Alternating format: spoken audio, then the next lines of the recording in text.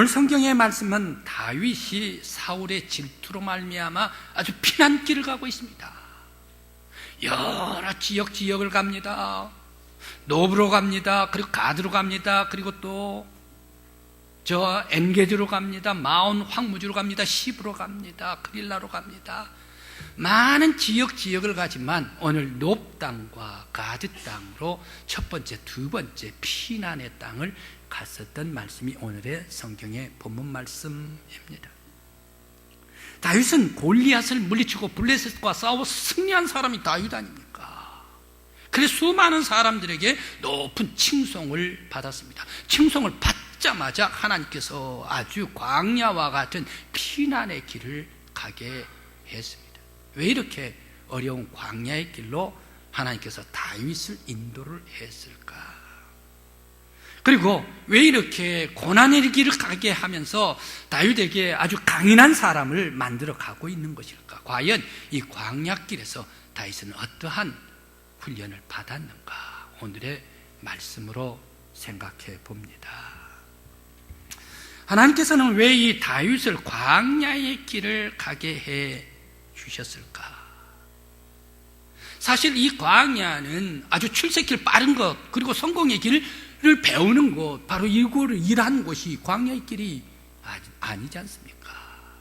광야의 길은 바닥의 길이요, 외로움의 길이지 않습니까? 그런데 왜 하나님께서는 이 광야로 다윗을 몰아붙였을까요? 그리고 또 이 광야의 길을 가는데 다윗은 어떻습니까? 첫 번째 노베 마을로 갑니다. 이 노마을에 가서 아히멜렉 제사장을 만납니다. 노베 가서 이 성소가 있는 노베 가서 아히멜렉 제사장을 만나는데 다윗이 이 아히멜렉 제사장을 만날 때에 다윗의 용기, 다윗의 힘, 다윗의 능력, 그리고 다윗의 아주 힘이 백배한 그러한 영맹스러운 기질은 다 온데간데가 없고 아주 비굴하기 짝이 없는 그런 다윗을 보게 됩니다. 오늘 성경 말씀의 2절 말씀을 우리 다 같이 한번 읽어보십시다. 우리 다 같이 함께 읽어볼까요? 다윗이 제사장 아히멜렉에게 이르되 왕이 내게 이 일을 명령하고 시기를 내가 너를 보내는 것과 내게 명령한 일은 아무것도 사람에게 알리지 말라 하시기로 내가 나의 소년들 일이 이러한 곳으로 오라고 말하였나이다. 다윗이 아히멜렉 제사장한테 예배 드리러 와가지고 제사장한테 얘기한 것, 대화가 바로 2절 말씀입니다. 제사장님이시여, 내가 이 성소에 온 것은 사울 임금님이 나를 급하게 보내가지고 나를 이곳으로 비밀이 있어가지고 보냈기 때문에 나 혼자 왔습니다. 나 혼자 왔는데 내 여러 많은 친구들, 여러 많은 소년들, 그런 사람이 나를 따르고 있는데 그 사람은 왕이 나를 급히 가라고 했기 때문에 그 사람들을 다 뒤로 하고 이리저리 오라라고 해가지고 나 혼자 당신 앞에 섰습니다 라고 말합니다. 바로 이 말은 진실일까요? 거짓일까요? 다윗이 거짓입니다. 오늘 우리가 21장 말씀을 봤지만 바로 20장 말씀, 바로 위의 말씀은 어떠한 말씀입니까? 사울 왕의 질투에 쫓겨가지고 사울 왕의 아들인 요나단과 안타깝게, 절친인 요나단과 안타깝게 헤어져가지고 노브로 쫓겨오지 않습니까? 도망오지 않습니까? 그런데 지금 2절 말씀에서와 같이 다윗 임금님이, 다윗이 아히멜렉 제사장에게 아주 쌈박한 거짓말을 하고 있습니다. 나 혼자 온 것은 사울 임금님이 나를 비밀을 줘가지고 급하게 나를 보내가지고 당신 앞에 혼자 왔습니다. 그런데 여기에서 왜 이렇게 다윗이 거짓말하면서 아히멜렉 제사장 앞에 서게 됐을까? 그것은 떡 한 움큼 구걸하기 위해서. 지금 쫓겨났기 때문에, 사울 때문에 피난 와가지고 도망왔기 때문에 먹을 것이 없어요. 이리저리 광야를 아주 피난을 다닙니다. 그러니까 입에 좀 풀칠을 했으면 좋겠어요. 너무너무 배가 고파요. 그렇게 해가지고 바로 이 다윗이 아히멜렉 제사장 앞에 이 얘기를 하지 않습니까? 왜? 떡 하나 얻어먹기 위해서 얼마나 비굴한 다윗인가. 물론 다윗이 떡을 구걸하는 것이 비굴한 것은 아닙니다. 왜? 허기지면 제일 먼저 떡을 구해야죠. 먹을 것을 찾아야죠. 그런데 비굴한 것은 왜 거짓말까지 하면서, 그것도 제사장 앞에서 떡을 얻기 위해 거짓말을 하는가. 이것이 다윗의 모습이 아니지 않는가. 용맹스러운, 기골이 장대한 힘 있는 믿음의 다윗이 아니지 않는가 라는 사실입니다. 이뿐 아닙니다. 8절 말씀도 읽지는 않겠습니다만은 내가 지금 무장을 하지를 않고, 그럼 왕이 보내서 왜 당신이 무기를 갖고 있지를 않습니까? 바로 이것을 다윗이 또 아히멜렉에게 얘기를 합니다. 내가 수중의 무기를 가지고 오지 않는 것은 왕께서 급히 나를 비밀을 주어가지고 보냈기 때문에, 내가 무기를 갖출 시간이 없어서 급히 왔기 때문에 내가 무기를 가지고 오지를 않았습니다. 당신에게 있는 무기를 주십시오 라고 얘기를 합니다. 언제 사울이 급히 보냈습니까? 이것도 계속적인 거짓말 아닙니까? 바로 왜 이렇게 다윗은 거짓말하면서 이렇게 제사장 앞에 서게 됐을까? 그런데 말입니다, 다윗의 초라한 모습은 이 아히멜렉 제사장 앞에서 뿐만이 아니라 원수의 나라인 블레셋 가지의 아기스 왕 앞에서도 계속적으로 가드란 얘기. 그가 사울 임금님한테 쫓겨가지고 노업에서 도저히 쫓아오니까 거기에서 살 수가 없어가지고 어디로 갑니까? 가드로 가지 않습니까? 블레셋 지역 아닙니까? 바로 이 블레셋 지역은 어떻습니까? 자기가 그 큰 골리앗을 단참 이 물맷돌로 쳐서 죽여버린 곳이 바로 이 가드 블레셋 아닙니까? 바로 이곳은 원수의 나라로 도망갑니다. 피신을 갑니다. 그런데 피신을 가서 왕 앞에서 같이 먹고 사는데, 왕은 몰랐습니다마는 이 왕의 신하들이 저자는 다윗이 아닌가, 저 사람은 다윗이 아닌가, 다윗이라면 누구인가, 골리앗을 죽였던 사람이 다윗 아닌가. 큰일 났다. 이 아기스 왕의 신복들이 아기스 왕한테 일러 바쳤습니다. 그러니까 다윗이 힘이 왕 앞에서 두렵고 무서워 떨렸습니다. 목숨이 아주 위태했습니다. 그때에 이 다윗은 어떻게 했습니까? 다윗은 오늘 성경의 본문 말씀 12절 13절 말씀과 같이 그가 행동을 했습니다. 어떤 행동입니까? 우리 한번 다 같이 읽어보십시다. 12절 13절입니다. 다 같이요.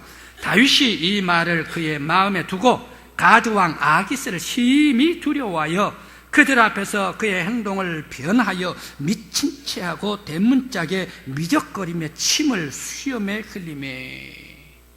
다윗이 미친 사람입니까? 절대 다윗은 미친 사람 아닙니다. 또록또록한 사람입니다. 다윗과 같이 또록또록한 사람이 어디 있습니까? 그런데 아기스 왕 앞에서는 침을 수염에 흘리면서 미친 척하고 있다. 무슨 행동입니까? 거짓 행동을 하고 있다. 살기 위해서, 목숨을 살기 위해서 거짓 행동을 하고 있다. 계속적인 아주 다윗의 비굴한 모습입니다.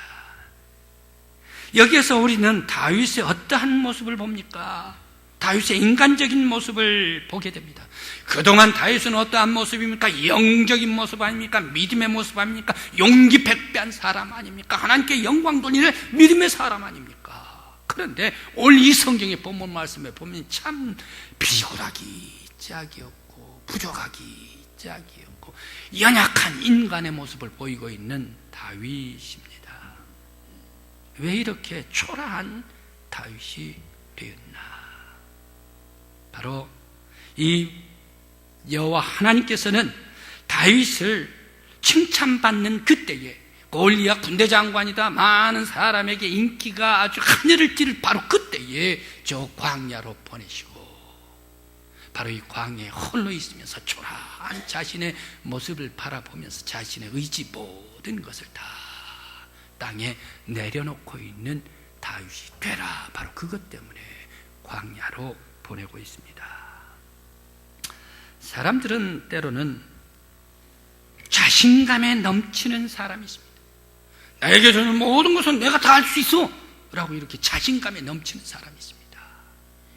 또 어떤 사람들은 하나님 없어도 난 다 할 수가 있어 라고 이렇게 교만에 빠진 사람이 있습니다. 행여 다윗이 자신감에 넘치고 교만에 빠질까 싶어서 가장 높은 인기가 있을 때에 그는 광야로 하나님께서 몰아붙이고 있습니다. 하나님은 우리 사람들의 의지를 내려놓고 하나님의 능력을 보게 하려고 다윗과 같이 우리들을 광야로 보낼 때가 있습니다. 때로는 우리들에게 고난과 때로는 우리들에게 힘든 역경의 길을 가게 할 때도 있습니다. 채찍을 들 때도 있습니다. 바로 그것은 우리들이 겸손히 낮아져서 내 자신의 의지 다 내려놓고 오직 하나님께 의지하라. 바로 이것 때문에 우리들의 고난에 채찍을 주시는 줄 믿습니다. 분명한 것은 하나님께서는 자기 의지로 높은 사람, 그런 사람들을 하나님께서는 하나님의 사람으로 사용하지 않는다는 사실입니다. 겸손하게 자기를 내려놓는 사람, 이 고난의 고통을 다 통과하는 사람, 그 사람에게 하나님의 사람으로 세워주시는 줄 믿습니다. 우리 믿음의 성도 여러분, 여러분들께서도 하나님께서 쓰임받을 수 있는 귀한 성도들이 되시길 간절히 기원합니다. 또한 왜 이렇게 다윗을 광야로 몰아붙이게 했을까? 사실 광야에서는 쫓기는 신세가 된 다윗, 자신의 힘으로는 아무것도 할 수 없다라는 것을 깨닫고 다윗은 하나님 앞에 서게 됩니다.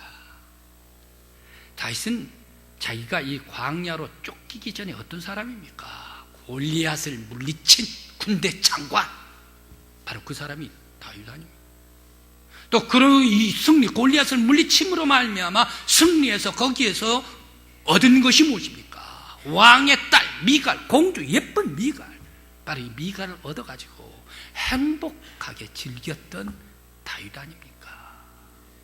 또 다윗은 어떤 사람입니까? 왕의 아들 요나단까지, 지혜롭고 아주 깨끗한 요나단이 있어가지고 그 요나단 왕자가 자기의 친구가 돼서 언제나 자기 곁을 지켜주는 사람이 요나단 아닙니까?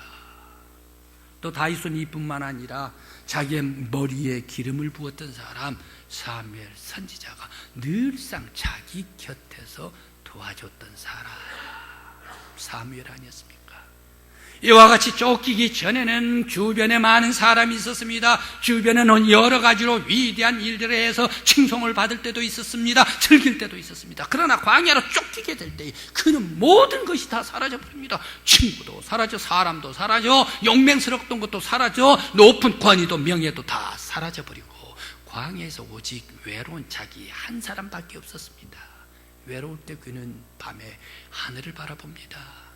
하늘을 바라볼 때 바로 그곳에서 무엇을 발견합니까? 모든 나의 친구들은 다 떠났지만 내 곁에 돌보아 주시고 계시는 분 여호와 하나님만이 나의 기둥이다 라는 것을 깨닫고 그 앞에 감사하면서 하나님께 의지하고 있지 않습니까?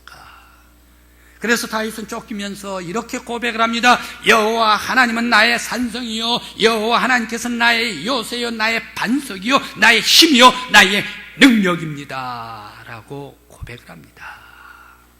시편 34편에서 그는 광야로 쫓겨다니면서 쓴 시, 그때에 쫓겨다닐 때에 그런 삶을 생각이 나서 쓴 시가 시편 34편 그리고 시편 56편입니다. 그 중에 시편 34편 말씀이 있습니다. 이러한 쫓기고 쫓긴 속에서도 다윗은 어떻습니까? 거기에 하나님을 원망해야죠. 하나님 앞에 비판을 해야죠. 비난을 해야죠. 왜 이렇게 높은 직급까지 올려놓고 군대 장관까지 세워놓고 나를 풍성하게 해놓고 왜 이렇게 고난길로 빠뜨리는 것입니까? 원망, 불편이 나올 수가 있는데 오히려 다윗은 감사합니다. 다윗은 하나님께 찬송합니다. 그러면서 이렇게 고백을 하고 있습니다. 의인은 고난이 많으나 여호와께서 그의 모든 고난에서 건지시는도다. 쫓겨가는 인생 속에서 바로 이 평생의 진리를 발견하고 있는 다윗 것입니다. 헨리 목사님은 이렇게 얘기를 합니다. 그의 책에서 한 정신병자 할머니를 등장시킵니다. 열린 손이다. 열린 손이라는 그래서 말입니다. 할머니는 작은 동전 하나를 꽉 쥐고 있습니다. 하찮은 동전입니다. 동전이라야 큰 돈도 아니겠지요. 그런데 이 할머니의 손을 펼치기 위해서 장정 두 사람이 붙어가지고 이 손을 펼치려고 하는데 끝까지 쥐고 있어요. 이 동전을 끝까지 쥐고 있어요. 왜 이렇게 하찮은 동전을 끝까지 쥐고 있는 것일까?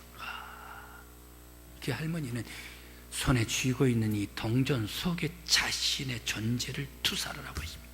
이 동전이 나의 가진 모든 것, 이 동전이 나의 자존심, 이 동전이 나의 존재, 이 동전이 사라져버리면, 내 손에서 사라져버리면 나의 모든 것이 다 없어진 것이다. 바로 여기에 동전 하나에 자기의 존재를 투사시켜가지고 하찮은 동전을 꼭 쥐고 있습니다.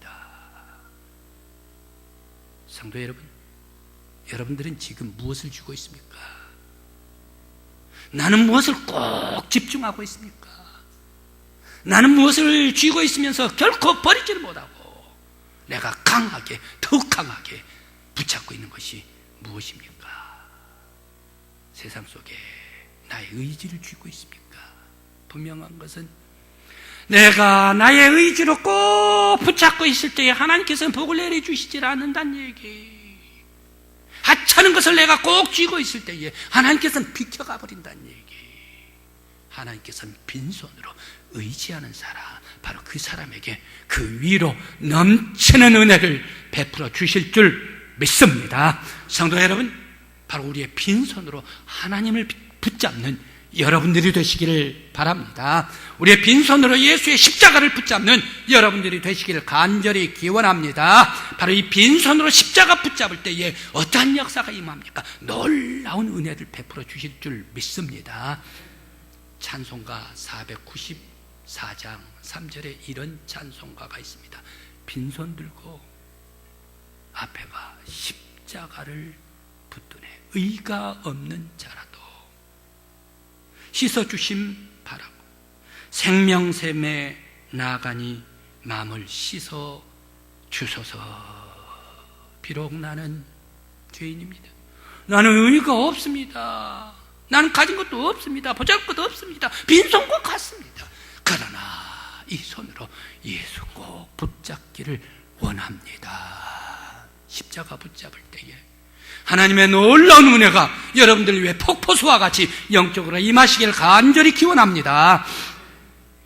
또한 왜 다윗을 광야로 내쫓으셨을까?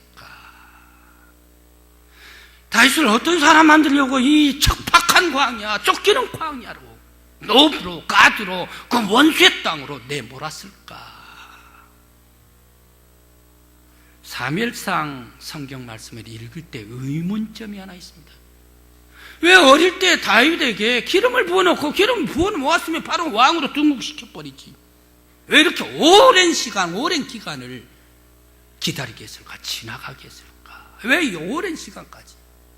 때로는 아주 높은 그런 군대 장관으로, 때로는 광야로, 때로는 아주 힘든 역경의 엥게디로, 동굴로 이렇게 보내고, 때로는 아주 죽을 고비를 만나게 했을까 생각을 해봅니다. 그런 과정을 겪으면서 사울 임금님은 어떻습니까? 더 하나님을 불복종합니다. 더 사울 임금의 상태가 나빠집니다. 우상에게 빠집니다. 미신에게 취해버리고 맙니다. 실상한 사람이 됩니다. 하나님께서 그를 떠나버립니다. 폐위시켜버리고 말았지 않습니까? 그러면서 다윗에게 하나님의 영이 임하게 됩니다. 그러면서도 불구하고 왕위로 세워주질 않고 오랫동안 광야에 지나가게 해주시는 것일까? 바로 이것이 의문점입니다. 이스라엘은 특별한 나라입니다. 하나님께서 이스라엘을 세우시고 하나님께서 통치하시고 하나님께서 다스리는 나라입니다. 그렇기 때문에 이스라엘의 모든 백성들은 하나님의 뜻을 알아야 됩니다. 하나님의 뜻을 백성들이 알 뿐만 아니라 가장 먼저 하나님의 뜻을 알고 복종해야 할 사람은 이스라엘의 왕입니다. 그런데 사울은 어떻습니까? 하나님의 뜻을 몰라요. 불순종해 폐위시켜버리고 말았지 않습니까? 다음에 다윗입니다. 다윗 차례. 다윗도 똑같은 사울의 길을 걸을 수가 없습니다. 바로 이 다윗에게 하나님의 뜻을 알게 하고, 다윗에게 고통을 지나가게 하고, 다윗에게 역경을 지나가게 하면서 자기의 위대했던 것 모든 것 다 내려놓게 하고, 하나님의 뜻을 알게 하고, 오직 하나님만 의지하게 하고, 그러면서 오직 하나님의 사람으로, 합한 사람으로 광야에서 고통에서 만들어갔지 않습니까? 그리고 왕으로 등극시켜 주시더라. 이런 모든 역경을 기다리고 통과한 후에 위대한 왕으로 올려주시더라. 성도 여러분, 나에게 역경이 있습니까? 고난이 있습니까? 아픔이 있습니까? 하나님의 합한 사람으로, 하나님만 의지하는 사람으로, 하나님께 순종하는 사람으로 나를 만들기 위하여 하나님께서는 기다리고 계시는 시간이다. 바로 이것을 깨닫는 여러분들이 되시기를 바랍니다. 위대한 하나님의 사람들은 어떻게 했습니까? 기다려요. 하나님께서 오랜 시간 동안 기다려요. 여러분들이 너무너무 잘 아는 요셉, 그는 어떻습니까? 어린 일찍부터 하나님께서 꿈을 줬습니다. 비전을 줬습니다. 꿈을 꿨습니다. 꿈을 꾸니까 이 아이가 기구만장해가지고 팔딱팔딱 뛰입니다. 형도 몰라봅니다. 아버지도 몰라봅니다. 어머니도 몰라봅니다. 그는 팔딱팔딱 뛴 요셉을 어떻게 합니까? 저 애굽으로 노예로 가게 합니다. 모함을 받게 해가지고 저 죄수로 감옥에 들어가고 맙니다. 바로 이 노예 모함받고 일한 과정 13년을 지난 광야와 같은 역경 고난 다 통과하고 애굽을 통치할 수 있는 위대한 하나님의 사람으로 만들어 놓고, 비로소 그를 끄집어 올려놓고 위대한 총리 되시니 되게 하더라. 역경과 고난 속에 인격을 그에게 불어넣어 주시고, 그에게 믿음을 불어넣어 주시고 위대한 사람으로 만들어 주셨습니다.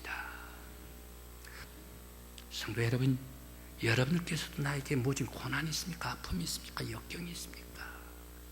여러분들을 하나님의 위대한 하나님의 사람으로, 하나님의 합한 사람으로 만들기 위하는 줄 믿습니다. 이런 모든 사막과 같은 고통 다 통과한 후에 위대한 하나님의 사람으로 복을 받을 수 있는 저와 여러분들이 되시길 간절히 기원합니다. 여러분, 비행기 타고 가시면서 경험을 했을 거예요. 번개가 쳐요. 구름이 깜깜해요.